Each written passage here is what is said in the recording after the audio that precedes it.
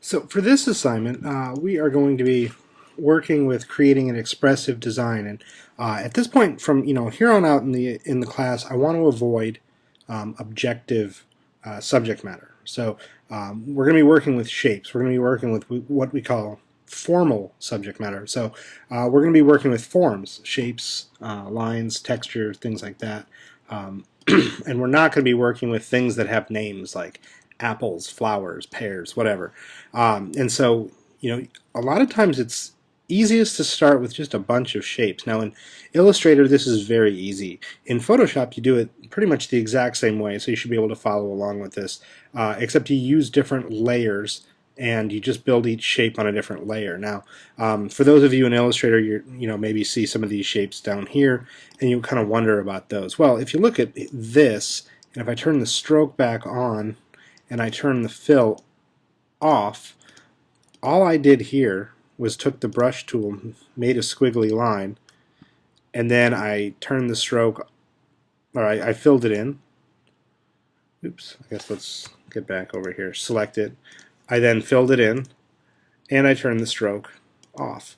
So, kind of an interesting shape on its own. I probably will turn the stroke on some of these and turn it off on others, but here I've just got a whole bunch of shapes. Now you'll notice they're all gray. It doesn't really matter at this point.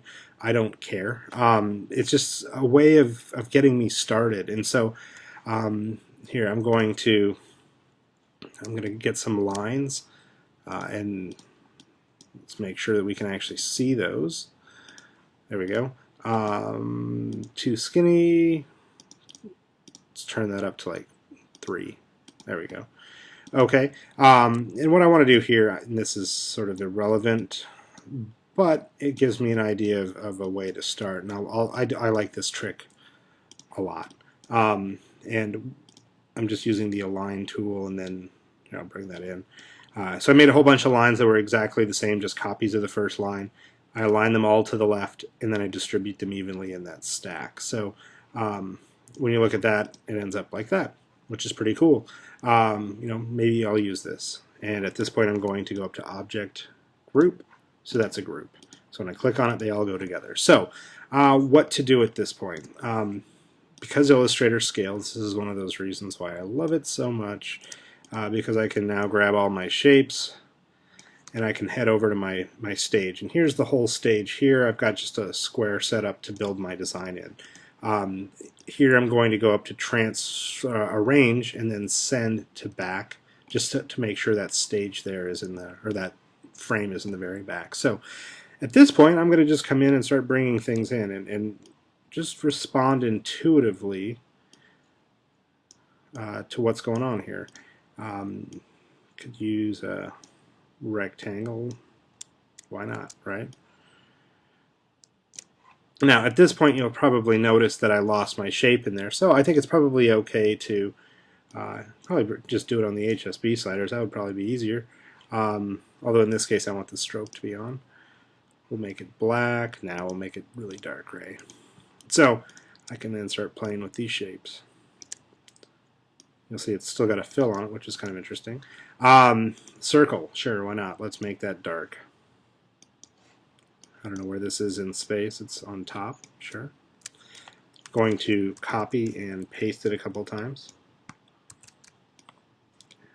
Now in a case like this, it's starting to look like it maybe needs to get pushed in the corner here. So what I'm going to do is just go up to Object, and then I'm going to send backwards. Now you'll see my keyboard shortcut here. I use these. I very rarely use this menu, but let's see, do that again, send to back. So what I'm going to be doing is just using my keyboard shortcuts to put it where I want it. See what that'll do. Here, let's just copy and paste another one, but let's make it lighter, smaller, stick it on there. This one here, I'm going to bring that all the way to the front, make it dark. And you'll see this is a design starting to happen. It's still in its infancy, but it's starting to happen. Let's see.